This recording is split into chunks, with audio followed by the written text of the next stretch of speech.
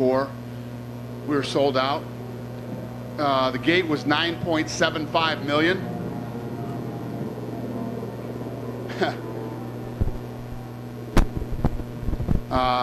The performance of the night went to Gomes and Duplessis, and then the fight of the night was Moreno and Pantoja. I know you guys are probably going to ask me about Hooker. He did break his wrist. His wrist was broken in the second round. And Moreno did break his hand in the first round. Who's got the first question? John Morgan. What's happening, buddy? Not much, man. Daniel, talk about the main event, Alexander Volkanovski. I know you just put Jose Aldo in the Hall of Fame, but Volk might be the greatest featherweight of all time. Just what did you think of his performance this evening and kind of where he stands? Total domination, man. He looked incredible. You know, and I can't remember if it was a big straight right hand or left hand. He took, looked like it shook him a little bit, but he didn't even stop. He kept going, and yeah, I mean, he put on an unbelievable performance tonight. And Yair's so talented, and you know, Volk even at the end there started to strike with him, stayed on the outside of you know, Yair was trying to keep him on the outside and hitting him with some big shots, and Volk was willing to stand with him. The guy is an absolute freak. He's incredibly talented. Yeah. He said he's going to have surgery, so we know he's going to be out for a while, but he keeps talking about he wants to go back to lightweight and get that. You know, when he comes back, do you think he's better off staying at featherweight, or do you have interest in seeing him make that lightweight move again?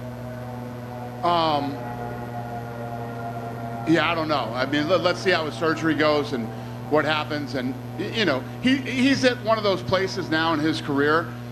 Whatever he wants to do, what are we going to say? You know what I mean? This guy's literally proven himself a million times. Many people believe he won, you know, the Islam fight. Whatever he wants to do, we'll probably roll with it. Yeah. I love it. Pantoja, obviously fight of the night, incredible title fight there. Just what did you think of him tonight? You know, showing his guts up. Yeah, we sent both those guys straight to the hospital as soon as that fight was over. Absolute dog fight, incredible war. Nothing but respect for both guys. An amazing fight. It's a unique position, right? Because a fight that great, a champion losing the belt, close fight, great fight, you might want to do a rematch, but they fought 3 times already. Right. So does that kind of eliminate the opportunity, or was that good enough that maybe they could go for it? It's like the Figueiredo fight. I mean, it's so good. I don't know. I honestly don't know the answer to that question right now, but I don't think there's anybody on earth that wouldn't want to see that fight again. It was so good and so close. Have to ask you about Israel Adesanya coming into the cage tonight. Dricus du Plessis, the big win. I guess the decision to bring him in, not something you do all the time. Well, there was a big debate over it. I didn't want to do it. First of all, what I don't like to do is when you have somebody like du Plessis who just, big win for him. You know what I mean? He just beat the second best guy in the world in that division. And then, you know, somebody's going to get in their face and get aggressive with him again after they just got done getting out of a war. But Adesanya and I had a debate over it, and he promised me that nothing crazy would happen, so we did it. You know, I know you say, hey, this is the fight business. People say nasty things, right? But the tension between those two and kind of the racial undertones and all those things, how do you... What were the racial undertones? Dricus says he's the real African fighter, and so, you know, Israel dropped some N-words in there tonight. So what was the racial? Who did? Who dropped the racial? Israel was saying over and over, yeah. He's black. 50 N-bombs in there. Okay, he's black. Who gives a shit? I was going to say, so you don't have any concern about the way the build-up, the tension between those two? I could care less. This is the fight business. Israel Adesanya can say whatever he wants to say. Who gives a shit? Why, are people bitching about that? Some people. Of course they are. Oh, fucking A. All right, got it. Yeah. Too fucking bad. All right. Yeah. Last thing for me, then, I just want to say that's a fight that everybody wants to see. Is 9 weeks in Sydney a possibility? We haven't seen Dricus yet, so we don't know what kind of condition he's in. Is that a possibility, or is that too soon? I don't know. We got to see. I mean, when you come out of a night like tonight, these fights were all tough wars. They were, you know, we'll see how these guys feel. And again, when you come out of a fight like this, you know, like Pantoja and Moreno and Duplessis, and you got to give these guys a couple weeks to go home and relax and, you know, let their bodies heal and spend some time with their families. And it's just things that you just don't talk about right after the fight. Not that we haven't in the past, and you know, you make a fight if a guy had a great night or what. Robbie Lawler, if he wanted to fight again, there you go. You know what I mean? But he retired, so. Dana, to your left. Yeah. Hey, Kevin.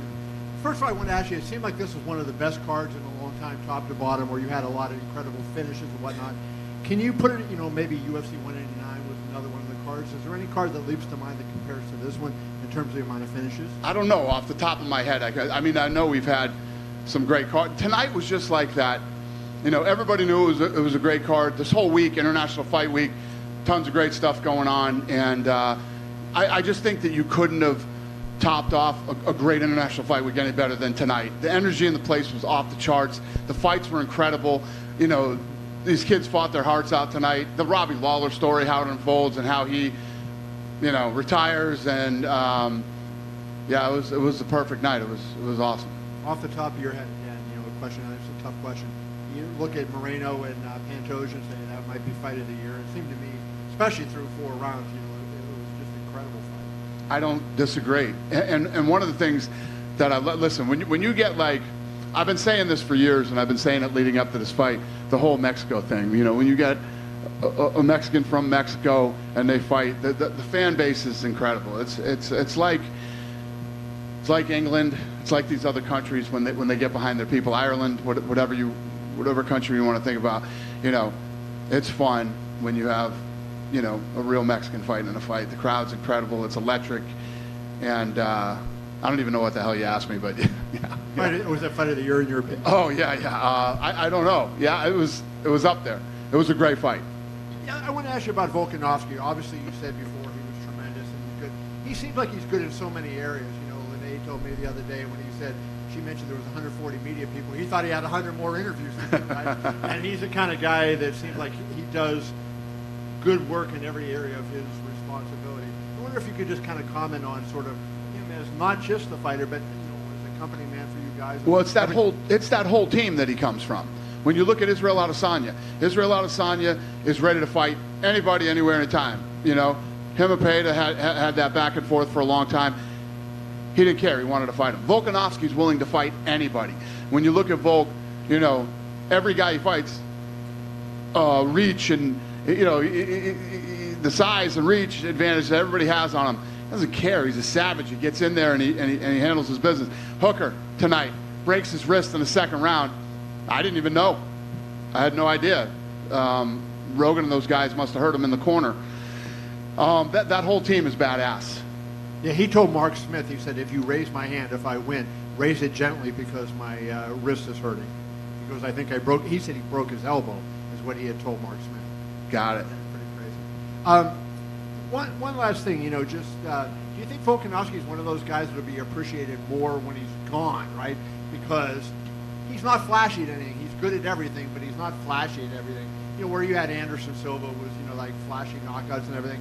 Volk seems like he just gets the job done, no matter what the area is. And do you think when he's retired and we're looking back on his career and debating whether it was him or Max Holloway or Jose Aldo as the GOAT of that division, that we'll appreciate him more later than maybe he gets now? I think that's usually the case with all athletes that are great during their era. I think the same about John Jones. I don't think John Jones is appreciated the way that he should be appreciated, and definitely Volkanovski's one of those guys. But when you look at our business, Australia and New Zealand are a big part of our business as far as pay-per-view goes, and Volkanovski is definitely a big star.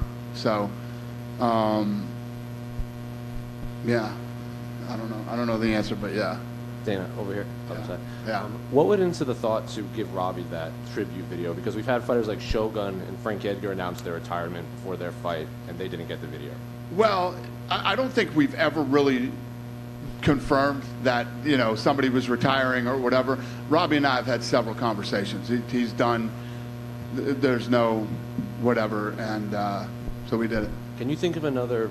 Like, obviously Amanda just happened, but to Robbie Lawler. And thank God we made that video because we still had 25 minutes left on ABC. So, thank God. I know Amanda just retired and she put like the belts down, and that seemed to be a perfect ending. But can you think of another, like in MMA history, that a lot of people online seem to think this is the best retirement moment we've had in the sport? Yeah, those are two really good ones. I don't know. And the big question was, after that quick knockout, is he really done? Did you guys talk to him already? Yeah. Yeah, he was like at 2 o'clock today. He knew he felt great, felt better than he's ever felt, and he was feeling it today, he told me. So, Well, according to Connor's Twitter, Robbie Lawler's probably going to fight again by the end of the year. according to Connor's Twitter, Robbie's what? Connor tweeted that he thinks Robbie's going to fight again by the end. We've had a lot of conversations leading up to tonight, and then we've talked 3 times tonight. Yeah. He won't. Yeah, Robbie said he's done. Yeah, he won't. What did you make of Bo Nichols' performance? Another quick knock, another quick finish. Yeah, I mean, he's a wrestler. Let's start there. He fought a kid, real kid, 7-0. Took him on short notice without getting to study him and train for him. And this kid's got knockout power. And Bo looked damn good tonight. Every time this kid fights, he looks better and better. At what point do you just have to start throwing him into these? Because he's had so few fights, but he's putting away these people that have the same amount of experience of him, but he's putting them away in under a minute. At what point do you just throw him into the top 15? Throw him into. He fought a kid tonight that was 7-0. What were you throw him in a guy with 30-0? I mean, when you look at the way fights are made in boxing, this kid's already, way ahead of the game. Yeah, he even said that he's surprised at how fast he's gone here. Yeah. There's no hurry. He's young. He's only got a few fights. But the reality is too. I'm trying to remember off the top of my head, but when we brought Cain Velasquez in, he was like 2-0, 3. Yeah, something like that. Maybe 3 or 4-0. But so who knows? A couple unrelated to this fight card. Kamaru Usman was in here, and he said he still wants to fight Hamzat at 170 pounds. Have you talked to him at all while he was in town? No, we have not talked. What do you do with Islam now? Because Alex said that he might have to have surgery on his arm. Charles did an interview earlier this week at UFC X saying that October might be too soon for him. So looking at that top 15, Gaethje and Poirier obviously fighting in a couple weeks, who do you give him for Abu Dhabi? Yeah, I'm going to announce Abu Dhabi real soon. No Abu Dhabi stuff because they want to coordinate with us when we do it, but we'll have the announcement on that card soon. Hey, Dana. Yep. Going back to Robbie, he's the final fighter in the UFC who ever fought for Pride and one of like a couple who fought for Strikeforce. It's an end of an era in that regard. In hindsight, those purchases that you guys did of those 2 companies, how valuable have they been to the UFC? Massive. I mean, at the time, when you looked at the number that we paid for Pride at that time, it was a massive number. But if you look at the fights that we've made, the guys that came over from Pride and all the fights that were made, it was one of the greatest deals of all time. And other than buying the UFC for $2 million. yeah, and we had Juliana Pena and Raquel Pennington both here tonight, and they're beating the drum to get that vacant title fight that Amanda left behind. Have you put any thought towards what you're going to do with that 35 belt? We're working on some stuff right now. Yeah. And speaking of belts, I spoke to Jorge Masvidal yesterday, and he wanted me to pitch you the idea of he wants to wrap the BMF title around the winner of Poirier and Gaethje. That's Would pretty you cool. like? Would you Sure. like to do that? We can do that. Yeah, Done. not The Rock this time. Done. Congrats. All right, I did it. Hey, Dana, over here. Yeah. So Alexander Pantoja winning the title, awesome performance. He gets it. Brandon Royval was the backup for this fight. Yeah. Is he going to fight the winner even Well, though he grabbed me as soon as I walked out of the octagon. He's like, let me get in there now. I'm ready. I want this fight. I'll beat both of these guys. So he's fired up and wants that fight. Is he going to get it, though? We'll see. Okay, we'll see. And then we talked about Dracus, and obviously we want to see how healthy he is. I would assume he's number 1 to fight Izzy. Would Sean Strickland be number 2 just with his performance a couple weeks ago? He seems like he's healthy. If he wanted to step in there and fight for the title? Well, Strickland put himself in a really good position, man. When I did If You Don't Know that week, I was saying to the press, win, lose, or draw, nobody wanted to fight this guy. And Strickland, who's ranked number 7, stepped up to the plate, took this fight, and look at what he did. So, yeah, he gets a lot of credit for taking and winning that fight, and especially winning the fight the way that he did. Yeah, and last one for me, Canadian, got to ask, Canada, any announcements soon for the next date? Vancouver was great. You saw the response there. I agree. Toronto, a possibility? A lot of fighters from Toronto in the UFC. Yeah. Listen, nobody's more excited to get back to Toronto than me, man. I love that city. There's so many things I love about Toronto. So ASAP, we'll be back there as soon as possible. Dana in the back. There was a woman, your voice came out earlier. Hi. Thank you. Yeah. Connor tweeted a little Santa Claus emoji and said he wants to return in December. Is there any update on that possibly happening? Listen, I'm glad you brought that up. There's a lot of business that needs to be handled before we talk about this. And I was doing an interview on Friday, and a bunch of fucking scumbags wrote stories that I said, fuck USADA. I don't care what USADA says. It's not even remotely close to what I said. So first of all, I'd like to say fuck you to everybody that wrote that story, number one. And number two, there's a lot of stuff that has to go on before he fights. So it's not even, my point was, no matter who's talking about it, whether it's USADA or whoever and this and that, it's not even worth talking about right now. Everybody wants to keep bringing it up so that pieces of shit can write stories like that. Never did I say I don't give a shit what USADA thinks or disrespecting USADA or anything like that. It doesn't matter what anybody says. I don't know how this whole thing's going to play out. Let's wait and see. Thank you. Thank you. Dana, back here. Yeah. So in 2012, International Fight Week just started, right? 11 years later, when you think about how far this week has come just for this promotion, what are some thoughts and emotions that come to mind? What's the question? So International Fight Week started in 2012, right? Yeah. So when you reflect 11 years later, yeah, what are some of like the thoughts and emotions that you have? What are some that come to mind? Well, what's cool is, this was an idea in our meeting room one time, and we thought we would pull together this whole week where martial arts fans could come and celebrate, everything martial arts, everything, combat sports in a week, and here we are 11 years later. This was one of the best we've ever had. The expo was rocking. All the other activities that happened this week were amazing, and yeah, it's I never really thought about it till you just asked me. It's awesome. Thank you. Yep. Yep. Yep. How you doing? Good. So I just want to go through the emotions that you went through this weekend, especially at the Hall of Fame. Jens Goldberg, he was on the first marketing materials to do the first UFC, and he was at UFC 33 victory in Vegas, and then Rocky Lawler was the first televised fight in UFC history. Right. The 37.5 on Fox Sports. Yeah. So I just want to go through the range of emotions. These guys helped build the company to what it is today. What's the range of emotions, and how do you plan to include them into the business going forward? Yeah, I mean, that's why, we've talked a lot leading up to this. We talked a lot tonight. Brought him back to my room as soon as the fight was over. He's special. He's a guy that, it's almost like we grew up together in this thing. And I saw him in Hawaii when he was 19 years old fighting. And I love the style. I love the way he fought. So I signed him. And it's like what this guy was talking to me earlier about Bo Nickel. Was Bo Nickel, is it too soon? That was the same question with Robbie Lawler at the time. And here we are. He's almost 42 years old. And he's still here. He's still fighting, and he's retiring tonight. Yeah, he's a special guy to the company and to me personally. Awesome. And Val came in short notice, came in during a pinch. Like, will you keep that at one roster? Hey, who's that? Val, guys, at the first round. Oh yeah. What about him? Is he going to stick around? He took the fight on short notice. We'll absolutely give him another fight. Kid came in and yes. Okay. Yeah, I like him too. He's a great kid. Yeah, and one more question for me. What were the standouts, like for you, watching the fights from the early prelim all the way to the top of the card? Who were the standouts to you? And I mean, everybody stood out tonight. It would be completely unfair if I look at this whole card and think about who stood out. I mean, there were a lot of standouts tonight.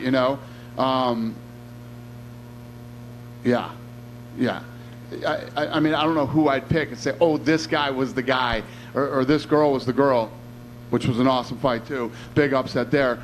That would stand out. The card was awesome. You couldn't ask for a better card, especially to top off International Fight Week. congratulations. Thank you very much. Thanks, brother. Dana, Yep.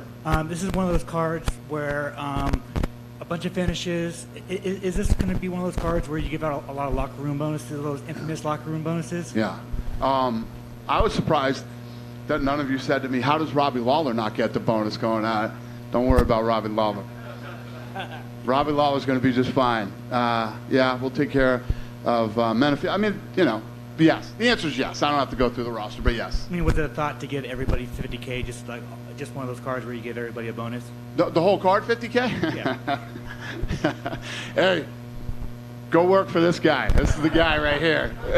Yeah. And then just did Dan Hooker and Jalen Turner have the fight of the night before Brandon Moreno? Yeah, 100%. I actually, like I told you about how everything works in matchmaking, we had that little debate, and I was saying, what about the Turner Hooker fight? And Sean felt like, you know,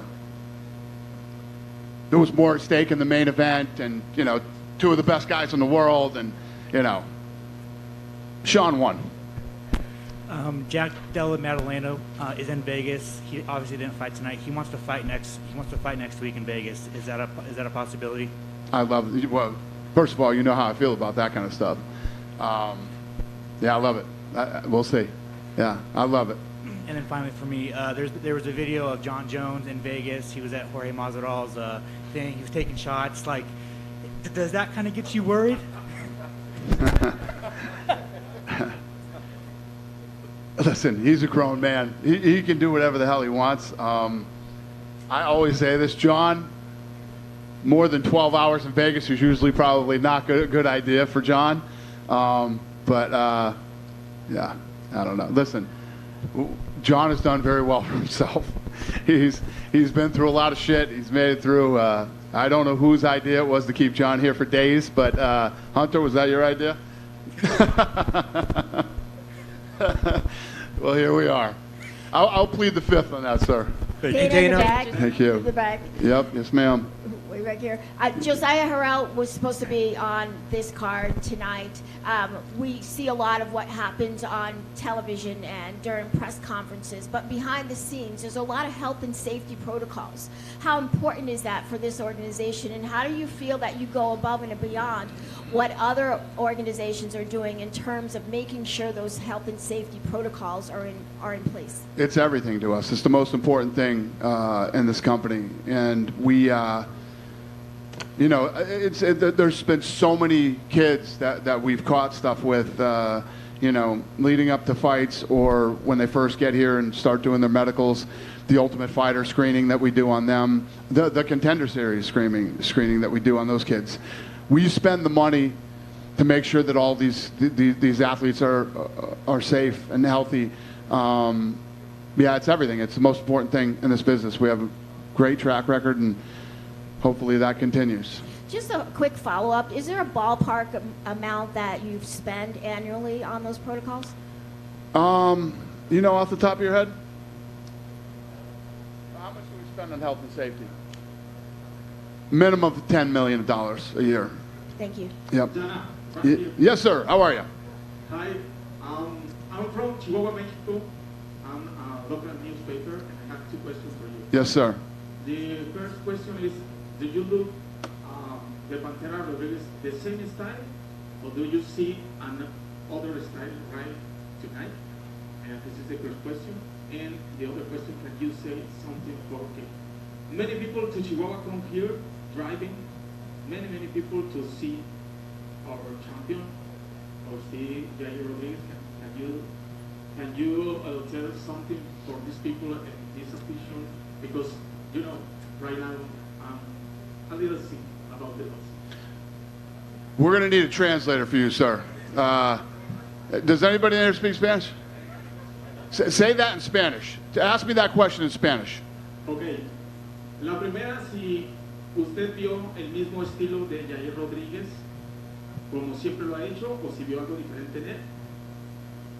He asked if you saw the same style of Jair Rodriguez tonight, or do you see any changes in the style when you saw the fight tonight against Volkanovski?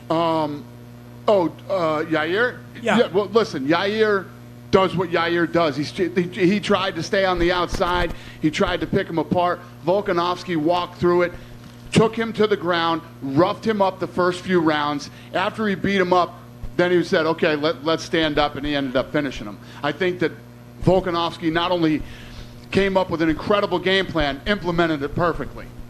Okay, la segunda es que mucha gente de Chihuahua vino aquí manejando para ver a Jair Rodríguez. Si usted puede decir algo a ellos, ya que ahorita están un poco tristes porque Jair perdió. Is there any words of encouragement for the people of Chihuahua that drove all the way from Chihuahua, Pantera's home state, to Nevada? It's a very long drive, it's about 15 hours. Do you have any words of encouragement for his family and friends that drive all the way here, and then they saw this loss? Yeah, I understand. Listen, I know how passionate Mexican fans are for their, for their athletes. They're one of the biggest supporters in the world of their own people. It's one of the many cool things that I love about Mexico and the Mexican people. Since as far back as I can remember, Mexicans support other Mexicans. It's incredible. They love their country. They support their people. It's fucking awesome, to be honest with you. I love it. And I've been so excited for many years to have a night like tonight where real Mexicans come in and fight and real Mexicans drive up from Mexico to come watch. I'm sorry it didn't turn out the way that you wanted, but we're opening this PI pretty soon, and I think this is just the beginning of many long road trips from Mexico. Dana? One question right back here. Yep. Want to go back to the Expo. Obviously, the NBA has things like the All-Star Game. NFL has a whole week of events for the Super Bowl. Can you put into words what it's like to know that fans not just have a fight night to come to, but a whole event where they can celebrate their love of mixed martial arts and the UFC brand in general? Yeah, that was the reason we did it. That's what the whole thing was built around. And again, we have the whole creative department that works on this thing. As soon as this is over, they'll start working on next year. So this is something that's planned out, months to a year in advance. And I think it gets better every year. Today was this week was one of the best that we've ever done. Ilya Taporia was cage side. I know we're coming off a situation where we just had an interim title for the featherweight strap, but if Volkanovski's having surgery and he wants to come back and challenge for the 155-pound strap, would you consider doing another interim featherweight title? I don't know. I don't think that Volkanovski's going to be out that long, to be honest with you. I don't think this is a major surgery. It's a scope or something like that. I personally don't know enough about it, but I think it's a scope. I don't think it's anything that serious. Bo Nickal's only been doing MMA for a little bit over a year. Do you think he's ready to challenge for a top 15 opponent, or maybe he needs a little bit more time, maybe one more away? There's no need to throw him at a top 15 yet. He's a young guy. He's just getting started. He's just starting to feel himself out. Believe me, when he's ready, you guys we don't even have to have this conversation. We'll all know when he's ready. But there's no rush to get Bo Nickal into the top 15. Last question, without giving it away. Is it more than likely that Leon Edwards is going to be either fighting at Madison Square Garden or Abu Dhabi defending his title, the welterweight division? Yes. Thank you. Yes. Dana, you had Trump there at the cage side with you. What was that experience like, having him right there? Listen, we all know he's one of my very, very good friends. I love being around him. I had dinner with him last night till midnight. He's fucking awesome. He's hilarious, and I love hanging out with him. And he's such a huge fight fan. So he knows everybody. He knows everything. It's just, I love the guy. Did he say what his favorite matchup was? No, he liked the whole card. You want to know how crazy this guy is? He's driving here. He got here at I want to say he got here at 5:40. He watched the earlier fights on his phone. You know what I mean? It's like he loves the fights. And what's really cool about being a fan of this, the way that he is the fighters all love him too. So he had a blast tonight. What was his reaction when Driscus Duplessis came up to him? Yeah, no, he was blown away. He was basically talking about, he's like, God damn, this guy's huge. He's big. He's a big, strong guy. And he is. I mean, most of you have met him one-on-one. You ever grab him, touch his arm or whatever, the guy's like this table. He's a beast, man. So, yeah, no. What was the question? Oh, yeah, you answered. Yeah, he was happy to meet him, yeah.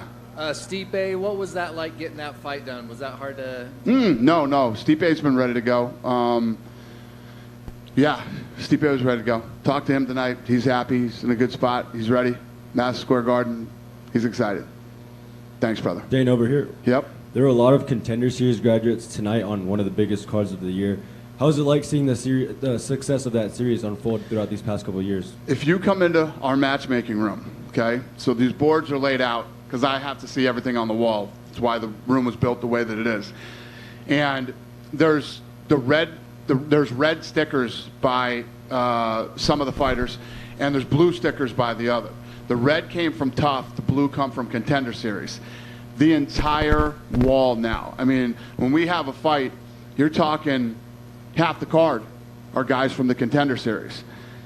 I love the Contender Series. It's one of the best fight shows on television ever, and I can't wait for it to start up again here. I love that show. Are you looking to take it internationally? Well, it is internationally. Well, like maybe do some contender series outside of the U.S. Nah, I like driving right across the street. Fair enough. Right, Dana? Yeah. Ilya Topuria, we didn't see you at UFC Jacksonville. What did you think was his last performance, and how close is he to a title at featherweight? Yeah, I mean, obviously, you know, every Tuesday we talk a lot about him now. And I had never considered or thought about going to Spain. Now I have the team working on Spain. How close are we to a Spain card? We're close. It's coming. Yeah, Dana, just here. You Hi. talked about Leon and Colby. Leon, of course, is in town. Have you managed to speak to him at all? And would that fight make most sense in MSG? Somebody just asked me that. It's MSG or Abu Dhabi. One of those. One of the two. And have you managed to catch up at all with Leon? We are very dialed in with Leon. Yes. Okay, thank you. Thank you. Yes, sir. Dana, right in the middle. Talking about Tough, with the Chandler getting the first 6 wins right now, do you think, would you have rather have changed up the style of Tough at all during this season? And why is that? No, I'm just talking about like with the contenders, like guys that have already been in the UFC, and then do you think you would rather, looking back at it, have like one side beat all of the older guys and then one side beat, or split them up instead? With the what?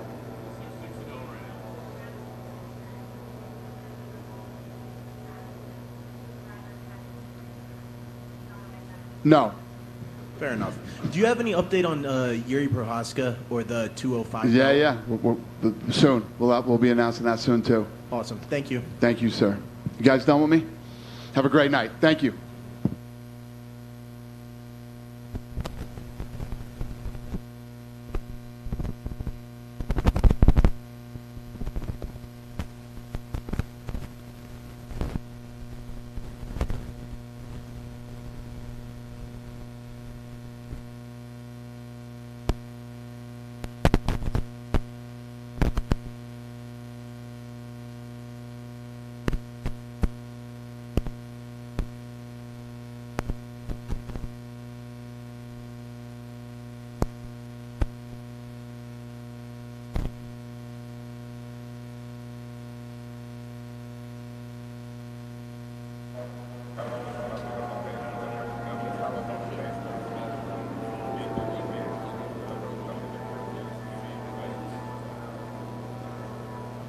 Dudes, congratulations. I got to assume the biggest win of your career to date. Very impressive performance. How do you feel about the way things went tonight? Oh, absolutely amazing. Definitely the biggest win of my career. Leading up to this, I knew this was the biggest fight of my career. It's Robert Whittaker. Man hasn't lost to anybody else than a champion in almost a decade. But I said it, this is not going to see the third round. TKO in the second happened that way because, you know, I just know my fighting style, and I guess this answers all the nose questions. You were very respectful of him coming into this fight. You know, you knew how great he was. He did have some success early on, and then you see his momentum, you know, towards the end of round one. I guess, how did things play out, and was anything surprising to you in there? No, not at all, especially in the beginning of the fight. I said it, I can't go and fight Robert Whittaker like I fought Brad Tavares. He is too good and too calculated.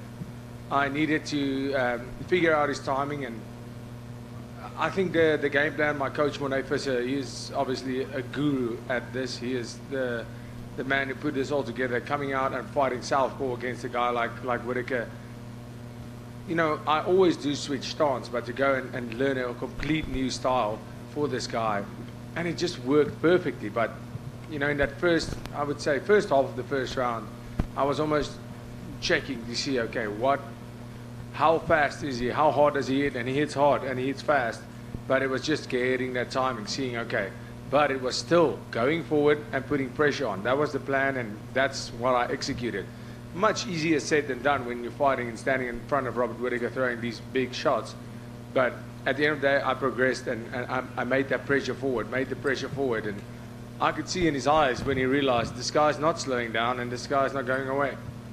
So amazing victory, and they leave, no doubt, that you're getting the title shot next, bringing Israel Adesanya into the cage. I guess, what did you make of that, of him being brought in and you guys having that face-off? What did you make of the whole situation? Yeah, the only thing I made of that was it's usually the contender that goes into the cage, right? So, I mean, even he sees me as the champion already, so he better knows I'm the champion. And now that he's seen me in that cage, he knows what a force I am in there. He could feel the energy, and I could feel how insignificant he is to me when we get into that cage. Last thing for me, Dana was here earlier. He said he's not going to bother you about when you can fight, give you a little time, but everybody knows we're looking for a main event in Sydney. Is 9 weeks even a possibility, or is that unrealistic to ask you to be ready for a title fight in that kind of time? What I say is Dana White obviously knows fighters, and he has the respect to know that tonight's all about celebrating myself and obviously celebrating the legend of Robert Whittaker. Jerkus, right here.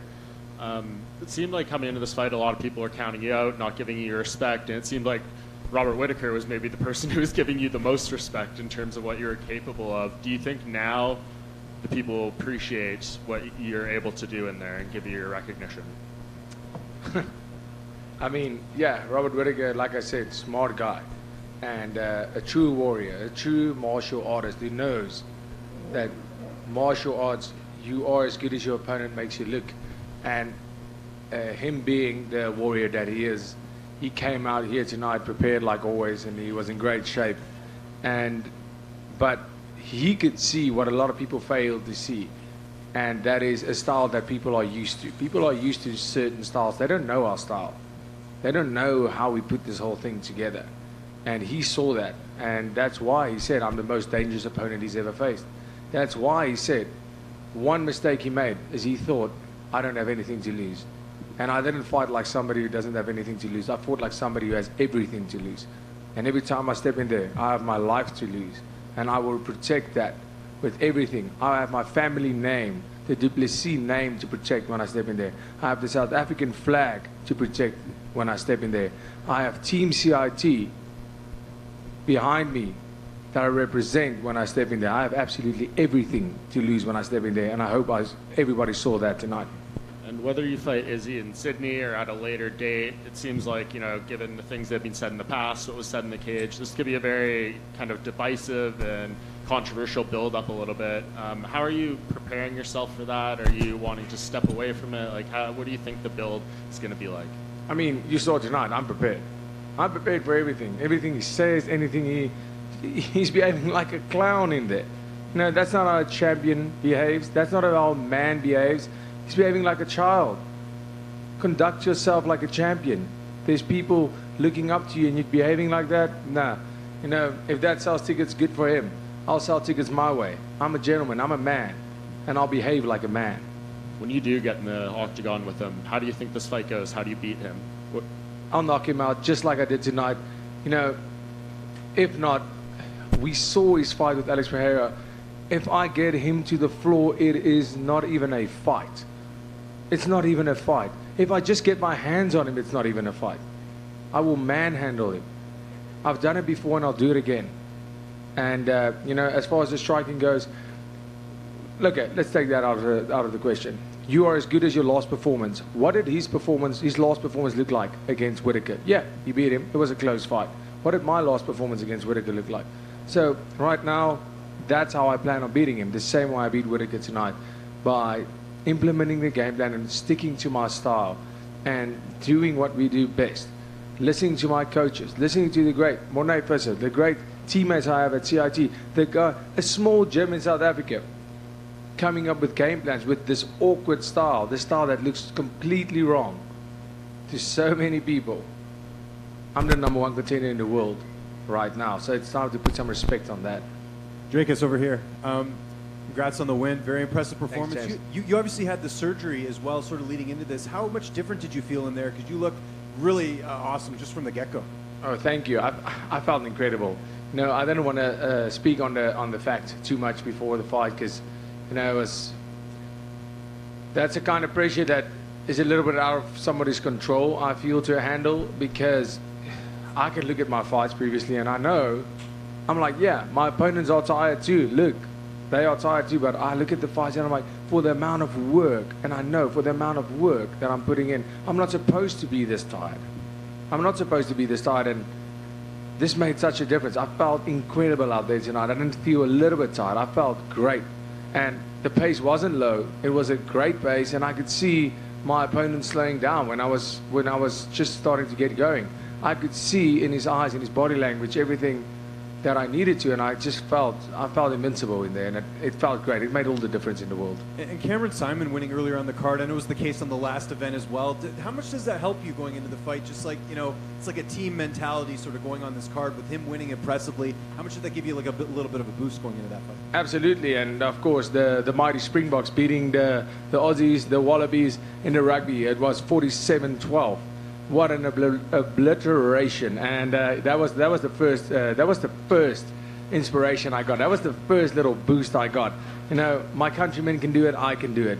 And then obviously Cameron coming in and putting up a masterful performance, because this guy is the future champion. It doesn't take a genius to see that. And I'm so proud of him, and we are incredibly proud to represent the flag, the South African flag, and come over here and put up these performances once again as a duo and as a team, and it made the absolute world. And last one for me, just kind of looking ahead a little bit here. If they do end up making you and Izzy, do you think Sean Strickland would be a rightful backup in that situation if something happened? Yeah, maybe.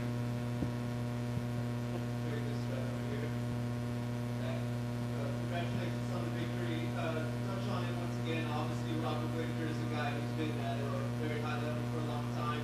What are some of the openings that you saw in the cage that you could explain for us when we watched that tape back of this performance? Like I said before, there's not a lot of openings to see real quick, with Rob. But one thing was, I was big against Rob tonight. I could feel it when we were in the grappling exchange, in the wrestling exchange. I was strong. I could feel I was a lot stronger than him physically. But he's fast, and his footwork is so good. Like, he makes you miss all the time. And until I figured that out, he just has a very,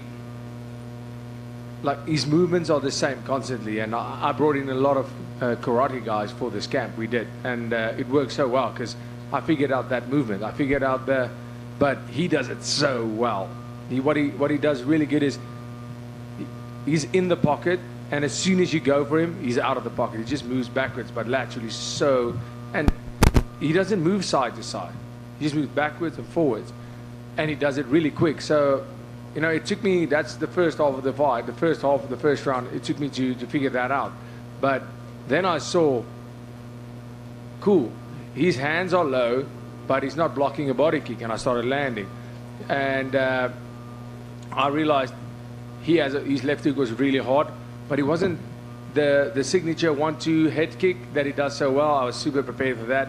He threw 2 of them, and it wasn't as strong as I thought, to be honest. It wasn't, I don't know if it didn't land flush, but I blocked both, and I felt a lot more comfortable moving to the open side. But at the end of the day, it was about being patient and being composed, which I felt I did a lot better tonight than ever before.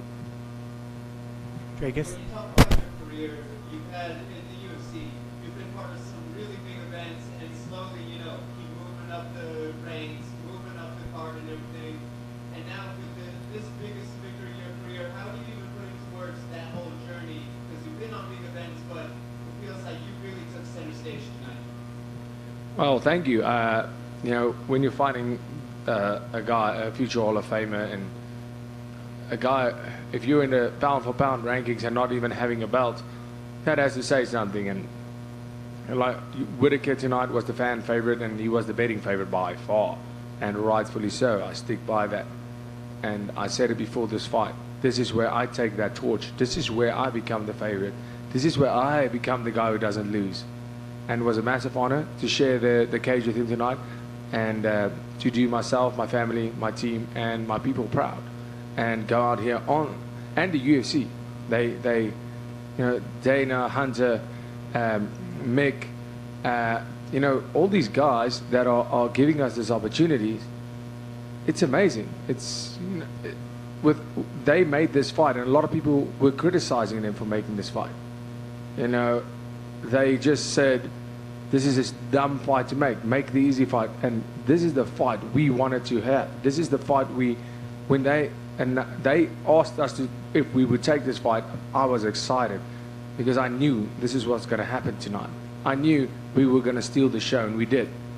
Because you have two incredible warriors going out there and leaving everything on the line in the end. It was amazing.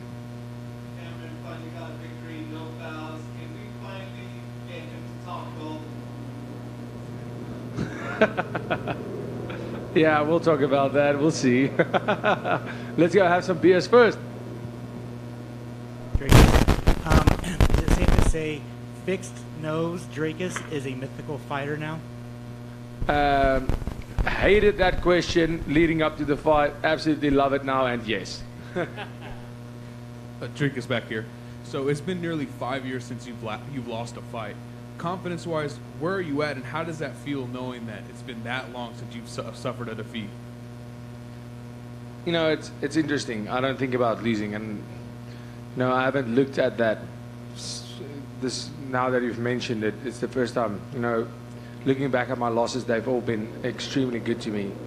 Every loss that, the two losses that I've had, one of them I was extremely young, and I didn't deserve to win that fight. And the last loss I had at welterweight 170, wasn't it for that loss I would have been in the UFC right now as a 170 fighter where I don't belong. And that was one of the best things to ever happen to me. So, I feel as a fighter you have to some stage in your career feel loss, feel what it feels like to lose, to really appreciate that win. Thank you, everybody.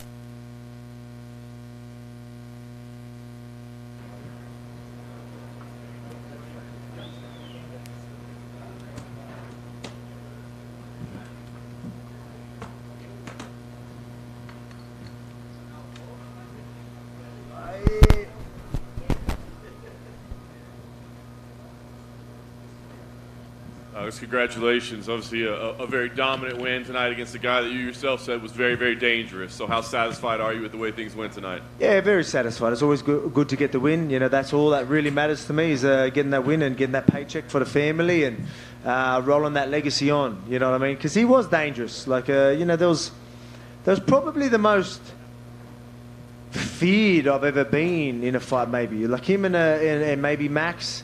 This was because I always say no one can beat me. No one can actually beat me. I don't believe anyone can beat me. But everyone has a puncher's chance. Everyone can catch you. And there's no one that's more dangerous and got a better chance of doing that than Yair Rodriguez. So there was, you know, obviously going into the game plan, you know, I showed him that respect. Mentally, I prepared as telling myself this. So it made me turn up in the gym every single day. It made me get the right training partners. It made me, you know, try and work out a good game plan. You know, systematically break him down, take away a lot of his main tools, and I think we did a great job. He still was always going to be able to throw things because he's that creative. So that's why he was always going to be dangerous. But I was able to nullify a lot of his main tools, things that he would usually be able to do frequently. He couldn't do that with me, and then I was able to capitalize on that. What was it like round by round? Because you did take over pretty early, right? But at the start of each round, he's back on the feet and he's throwing strikes, and that danger's there again. So was that, you know, kind of a difficult mental thing to get? Yeah, like that was always going to be there. But I mean, being prepared for him, ready for him, and there might have been one exchange where things landed a lot harder. I can't remember. Was that second round maybe? Like something landed. I'm like, oh yeah, nice. There we go. A lot of the other things he would kick and I'd roll with it and see it coming. And again, having the right training partners to give me them looks was incredible. But yeah, there was one that maybe done something. The punches landed. I was like, oh yeah, they got in. I was fine, but he did a good job there. But other than that, you know, I was all right. Even though he was flicking stuff out and maybe, you know, landing on hands and, you know, maybe touching the top of the head and things like that, I was still pretty comfortable in there and still seeing it all coming. So I just had to pick the right moments. Because again, like you go in a little too aggressive without the right setup, it could be good night. So you know, he's the type of guy that you need to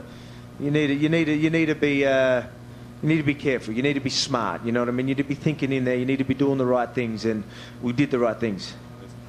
You revealed afterwards that you're going to need some surgery. You need a little time off, I guess. I mean, how serious is that? How long do you expect to be out? I mean, I didn't mean to scare everyone with that. Like when I say I'm going to do it, like yeah, it's not a big deal. I'll be back in ASAP. Like it will be a quick one. Just need to get something sorted.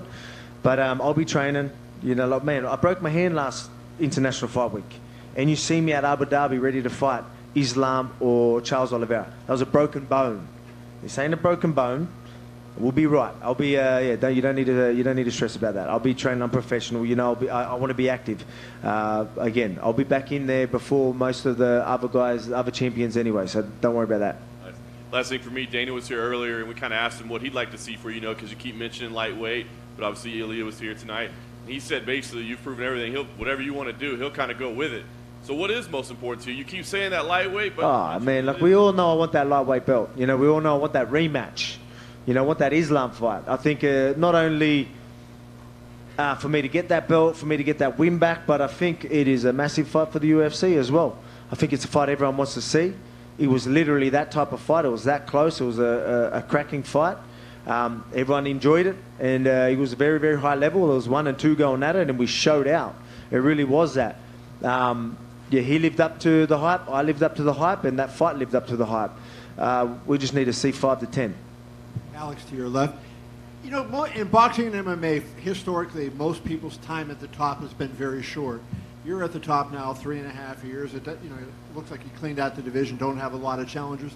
Why do you think it is that most people can't last as long, and what is it that makes you special that you remain on top after such a long period of time? Like, how will I stay on top, or what will I need to do? How are you staying on top? You know, what's different in you than it is with other guys who are physically talented? Yeah, well, man, I think it's just that, the passion for the sport, and the mindset. Like finding, for me, it's pretty easy. It's not hard for me to find a way to be motivated. Well, no, I don't need to be motivated. It's discipline. You know what I mean? People talk about, people want to listen to music. People want to do all this fancy shit to get motivated. I don't need that. I've got discipline. I'm going to turn up anyway. But I'm passionate about what I do. I always find a way. I always switch some things in there to get me hyped up. Especially for this one. I told myself, this guy's dangerous. Whether I you know, like I literally made it as if, oh, man, this bloke's going to maybe knock you out. You know what I mean? Like I literally, whether I did that so I would turn up in the gym, whether I'm that clever with that shit, I don't know. But I mean, it was like that. It literally was. I was like sitting there, oh yeah, shit, all right, let's get to work. No mucking about. Take this serious. And I did, 100%. And that's why you see me get better. But I mean, I said it all week. Like I'm in these sessions, doing training sessions, and I am, like I say, I'm passionate. Like you got to see me in there. Like we're breaking down techniques, and I could talk about it for hours.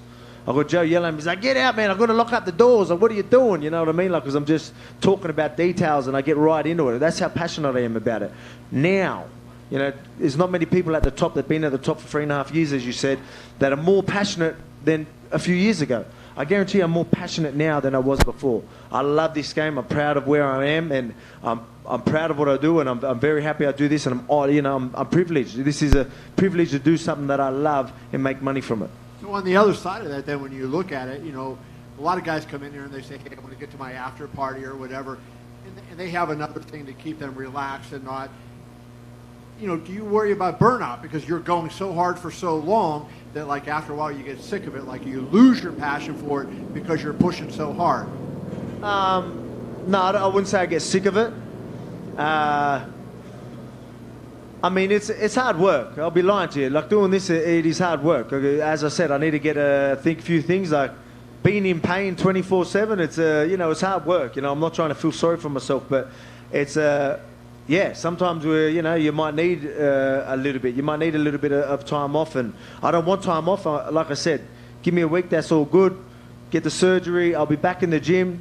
You know, I can focus on a couple of things and chill with my family, and then back to work. But I mean. Yeah, it's hard work. I don't know how to answer that question properly, but I mean but I mean I still love this. But I mean you know, I'm not getting any younger. The body's feeling it. But that's why I'm in my prime, and I want to take advantage of it. That's why even though I'm going to get surgery, even though I'm going to be injured, I need to get back in there because I don't know how long I'm going to be able to stay on top. I go, yeah, I'm passionate. Yeah, I'm experienced. I'm in my peak. How long is that going to last? So let's get to work. Let's get two of these bad boys. Yeah, my last question for you, Alex, would be, you know, a lot of people are great physical athletes and they do it. And it seems to me like, obviously, you talked about your preparation, but it seems like maybe you're smarter than a lot of other guys in terms of understanding the game and understanding not only what it takes to win in the cage, but sort of what it takes to get your body through a long training camp. Would you agree with that? And do you feel like the fact that maybe your wisdom for this sport and your understanding of the sport is underrated? Yeah, I think there's a lot to do with that in many ways. You know, you might have physios and doctors that'll tell you different. Then, you know, here I am telling you, yeah, I do this, yeah, and I'm very smart with the way I think, but they're probably looking at me like, oh no, you literally run your body through the ground every freaking day. I'm sick of fucking treating you. But that's just how I am. But I mean, I still think we do the right stuff. I'm getting through these camps. Again, I just got a couple little things to fix up, and I'm back in there kicking ass again. Alex, over here. Yeah. After the Islam fight, a little bit of the narrative, I think even you said a little bit, is you were kind of drawing attention to when he would land punches, like you would kind of point at him. You did that a bit against Yair too. I still did that, did I? Yeah. So I'm wondering, it's like, is that something you have to work on and can't like? I think so because there was times like where there was one when he did it, like he ended up landing it. That landed bigger, like it didn't rock me, but I was like, nice. Like he ended up following up. But I mean, there's times where things barely land, like even in that fight. Like he'll do it, the timing was good. I thought I was out of the way and he just got me and I'm like, you know, like touche, you still got me. Like good timing, good reach, good distance. And then everyone's like, whoa, he's acknowledging it. Like, whoa, and I was like, oh, fuck, all right, I better stop doing that. And then you're saying I did it again. I mean, I don't know how people look at it that way. It just shows you how composed I am in there, how relaxed I am in there. I'm sitting there going, oh, yeah, well done. You know, you got me one. You know what I mean? It shows you, like, I'm not even expecting you to land one.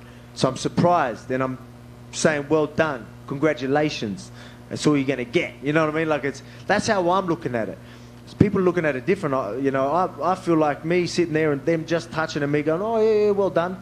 And then you got, you know, especially in that. Look, man, I don't want to get into that, but I mean, in his fight, like doing these things, I'm like, it's full losing composure. Like, how does that not look worse than me going, yeah, well done? But I don't know. People look at it different. Maybe I've got to work on it because at the end of the day, all that matters is what everyone else thinks, right? And what them judges think. So if that is really going to be something that sticks in their head, you know, we talk about being smart, fighting smart, having IQ. I need to work on that. So maybe I need to do something about that. Earlier in the week, Charles had said that October might be too soon for him to fight Islam in Abu Dhabi. So with that, I'm curious, did you hear that? And if not, does that kind of make you circle that date even more? Well, it makes it a lot better opportunity for me to step in there. But I mean, like I said, I'm not ruling that out. It's funny, these people want extra time. Like here I'm telling you I'm going to get surgery and I'm probably going to turn up there in October. So that's what I'm showing you, you know what I mean? Find me a champ, well, like, you know, there's not many of them anyway. I know you maybe got your Izzies and myself that is doing this. You know, we're going out there, we're staying active, we're fighting the fights that a lot of people wouldn't. And yeah, so, you know, I think people need to respect that a lot. People talk about BMFs and all that type of stuff. They're real BMFs. Guys that turn up when there's a lot on the line. And yeah, I'll leave it at that. Alex over here. One more quick, sorry.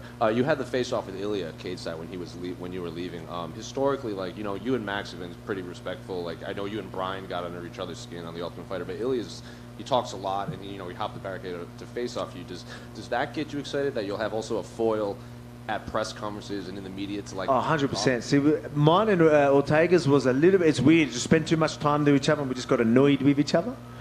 This guy's going to be just talking his shit, and I love that. I'm like, yeah, talk your shit. Now I can have a bit of fun with it and punch you in the face for it. You know what I mean? And feel good punching your head through the canvas. Because again, like, I'm gonna squash that bloke, so it doesn't matter. Alex over here. How cool was it to see Dan Hooker get that win, and then you going to your fight? Were you kind of paying attention to that and thought, man, I got to go out there and you know, keep? Yeah, we'll probably put a video out there. Yeah, we'll go nuts for that. It was a cracking fight, man. It was nuts, man. How tough is that bloke? And then breaking his arm and still going through it. About, I mean, these are things that, you know, we talk about BMFs and doing things like that. Like, it's, I mean, some of the things you see people do in this sport is pretty incredible. Yeah, that's it was cool. It was cool to see, especially to get his hand raised after a war like that against a game opponent. Jalen Turner is no joke. He's dangerous, and to be able to land, cop some of them shots, break your arm, and then still end up on top is pretty incredible. Did Dan's fight a bit remind you of your situation last year with Holloway, where people were kind of counting you out against Holloway and Hooker? You look at the odds. He was a big underdog tonight. Came out there, had a tough first round, but persevered and got the decision victory. I don't know if that's something you guys talked about or not. No, it's not. But I mean that happens all the time. People get counted out all the time. You know, that's just how it is. I mean, it's going to be the same with Pantoja, say. Like, he's beat Marino twice, and he's an underdog, and saying he's got no chance. Like, you can imagine how he would be. You know, that's going to happen. You've got to go prove yourself. But yeah, I wasn't surprised. I know Dan was a total different matchup for Jalen with that length and toughness was going to go a long way, and that showed out tonight. His toughness and obviously the fight IQ, that length and that well-roundedness. And just last one from me. Again, you were here a year ago today. Big win over Holloway. A lot has happened in the year. You had the fight with Islam. It was very close. You get this performance tonight, finishing Yair Rodriguez. I know you're fresh off the victory, but you've been able to kind of soak this in. How much you've really leveled up just in the grand scheme of things. Now, you know, people consider you the greatest fighter, you know, in the sport right now. I don't ever get to soak it in properly, to be quite honest. I wish I did soak it in more. It's a good trait to have, where I can just move on and play what's in front of me, and you know, it makes me be able to. In camps, I tell you, like, you know, I can still, you know, turn up in the gym, and like, it helps me with all that type of stuff. But I feel like I don't try and really soak it in and enjoy it enough. And embrace it enough. So I will, you know, obviously I appreciate everything. I appreciate the fans. I appreciate the love, but I forget about it like that. Again, it's a good thing to have because it keeps me disciplined. It keeps me, you know, grounded. But at the same time, I wish I could really appreciate it and understand what I'm doing right now, because it's pretty incredible. 5 defenses, 7 title fights I think I've had. It's pretty crazy. It seems like yesterday I got the belt, you know what I mean? And look what we're starting to do. So it's pretty crazy. I think I need to really sit down and really take it all in. Alex, right here. down here. Go ahead, please. You said before the fight that you weren't too impressed with Ilya and you didn't really want to talk about him too much. Can you talk about him now? You know, what you think about him as a challenger? It's funny with this one, you know, you want to talk up your opponents, right? You want everyone to know, like, yeah. So it's funny, but I mean, he's going to talk his shit. So people, I remember, I can say whatever I wanted to. You know, people don't have to believe it, but I was sitting there, I was like, oh, maybe I shouldn't say how easy I think that fight's going to be, because then people might not be interested. But he's going to talk his shit, so people are going to want to see me punch him in the face, so it don't matter. But yeah, I look at that as again, no disrespect to the bloke, but the shit he's doing ain't going to work on me. And hopefully you get to see that soon.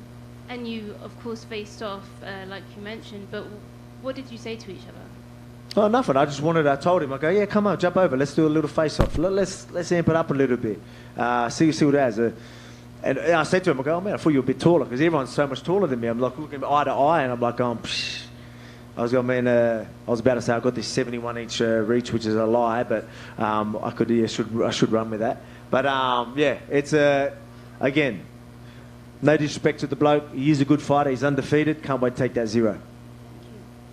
Alex, right here. That finishing sequence was just unbelievable. The strikes into the takedown and the ground and pound. Did that feel as seamless to you in that moment as it looked to us observing it? I don't know. It's weird. Like I was like so clear-headed while that was happening. I went there, throwing the punches. Like, oh, even though he's sort of hurt, like I've seen him in these positions throw crazy shit, like her elbows. I'm like, all right, I better take him down, because I know I'm just going to squash and punch his head through the canvas. So I was like, it was weird how like calm and composed I was through that. Like, picked him up, dumped him, got on there. Oh yeah, this is the position. Oh yeah, he won't get out. All right, let's just ground and pound. We're just going to have to stop it. It was weird how I went through it. I probably should have loaded him up a little bit more, just fucking really be dramatic with it.